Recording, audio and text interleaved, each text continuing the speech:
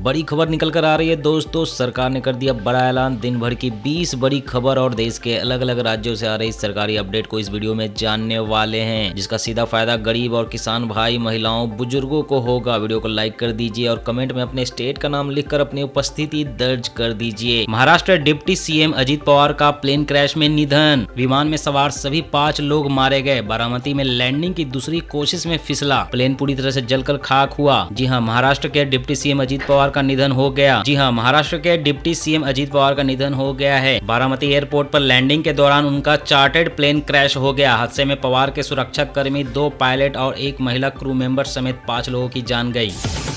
जनता के नेता थे अजीत पवार। डिप्टी सीएम के निधन पर मोदी, शाह समेत इन नेताओं ने जताया दुख। जी हां, प्रधानमंत्री मोदी, गृह मंत्री अमित शाह, रक्षा मंत्री राजनाथ सिंह, सीएम योगी समेत कई नेताओं ने उनके निधन पर गहरा दुख व्यक्त किया है। नेताओं ने अजीत पवार को जनता का नेता और महाराष्ट्र के विकास के लिए समर्पित बताया। यह एक हादसा है, इसमें राजनीति नहीं। शरद पवार बोले, अजीत की मौत में राजनीति को न लाए। ममता ने कहा, कोई भी सुरक्षित नहीं है। एससी की निगरानी में प्लेन हादसे की न्यायिक जांच हो। कांग्रेस अध्यक्ष मल्लिकार्जुन खड़गे और समाजवादी पार्टी के अध्यक्ष अखिलेश यादव ने भी ममता का समर्थन किया।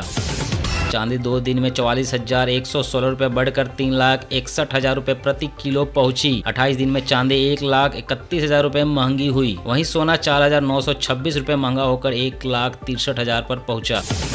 गृह मंत्रालय बोला, जनगणना 2027 के दूसरे चरण में जाति जनगणना होगी। कुछ लोग सिर्फ भ्रम फैला रहे हैं। अखिलेश यादव ने कहा था, बीजेपी जाति जनगणना नहीं कराएगी। इंदौर में दूषित पानी से 30वीं मौत, अब भी 3 मरीज आईसीयू में, 1 वेंटिलेटर पर। दूषित पेयजल मामले की होगी न्यायिक जांच। हाईकोर्ट ने जांच आयोग बनाया। जी हां, इंदौर शहर के भागीरथपुरा क्षेत्र में दूषित पेयजल से 30 मौतों और 3300 से अधिक लोगों के बीमार होने के मामले को अब न्यायिक जांच की जाएगी। इसके लिए हाईकोर्ट ने न्यायिक जांच आयोग का गठन किया है। इस आयोग को 4 सप्ताह के भीतर अपनी अंतरिम रिपोर्ट प्रस्तुत करनी होगी।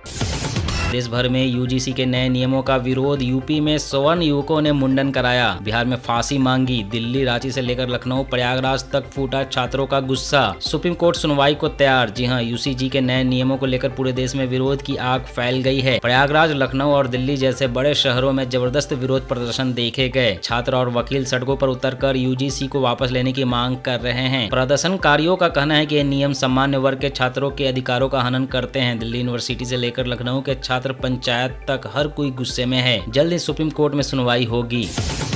खाड़ी देशों में बढ़ा तनाव तो महंगा हो गया कच्चा तेल। आज देश भर में बढ़े पेट्रोल डीजल के दाम। जी हां, ईरान संकट के बीच खाड़ी देशों में एक बार फिर से तनाव बढ़ना शुरू हो गया। इसका सीधा असर ग्लोबल तेल मार्केट पर दिखा और कच्चे तेल की कीमतों में करीब $2 प्रति बैरल का उछाल आया है। सरकारी तेल कंपनियों के अनुसार आज देश भर में पेट्रोल 20 पैसे से 1 रुपए तक, वहीं डीजल 10 पैसे से 1 रुपए तक महंगा हुआ है। जम्मू कश्मीर के कुपवाड़ा में बड़ी साजिश नाकाम। एलओसी के पास गोला बारूद बरामद। आतंकियों की तलाश में जुटी सेना। कुंभ मेला भगदड़ मामले में हाईकोर्ट का सख्त रुख। पीड़ितों को मुआवजा देने के लिए 30 दिन की डेडलाइन। जी हां, कुंभ मेला भगदड़ मामले में इलाहाबाद हाईकोर्ट ने मुआवजे के भुगतान में और देरी से इनकार कर दिया है। अदालत ने मेला प्राधिकरण और जांच आयोग को 30 दिन के भीतर पीड़ित के दावे को अंतिम रूप देने का निर्देश दिया है। 4 धाम में गैर हिंदुओं पर रोक के समर्थन में वक्फ बोर्ड अध्यक्ष बोले, आस्था नहीं तो तीर्थ में जाने की जिद क्यों, एंट्री पर बैन जायज। जी हां, 4 धाम यात्रा में गैर हिंदुओं के प्रवेश पर रोक के प्रस्ताव को वक्फ बोर्ड ने समर्थन दिया है। उत्तराखंड वक्फ बोर्ड के अध्यक्ष शादाब ने इस मुद्दे पर खुलकर पक्ष रखते हुए कहा कि जिनकी आस्था सनातन धर्म के तीर्थ स्थलों से नहीं जुड़ी है, उनकी एंट्री पर रोक पूरी तरह से ठीक है। आधार ऐप का फुल वर्जन हुआ लॉन्च। मिनटों में अब ऐसे अपडेट करें मोबाइल नंबर। जी हां, UIDAI ने आधार ऐप का नया स्मार्ट और यूजर फ्रेंडली वर्जन लॉन्च किया है। इसमें अब आधार को डिजिटल रूप से साझा करने और दूसरे का आधार सत्यापित करने जैसी नई सुविधाएं हैं। अब आप कहीं से भी कभी भी अपना मोबाइल नंबर आधार से लिंक कर सकते हैं। इसके लिए 2 चरणीय सत्यापन प्रक्रिया अपनाई जाएगी, जिसमें OTP और फेस वेरिफिकेशन शामिल है। सरकारी डॉक्टरों की निजी प्रैक्टिस पर लगेगी रोक। प्रोत्साहन पैकेज लाने की तैयारी। 6 सदस्यीय समिति गठित। जी हां, बिहार सरकार ग्रामीण क्षेत्रों में बेहतर चिकित्सा सुविधा हेतु सरकारी डॉक्टरों की निजी प्रैक्टिस पर रोक लगाएगी। इसके लिए डॉक्टरों को प्रोत्साहन और सुविधा देने की नीति बनाई जा रही है। इस कदम से सरकारी अस्पतालों में सेवाओं की गुणवत्ता और डॉक्टरों की उपलब्धता में सुधार की उम्मीद है।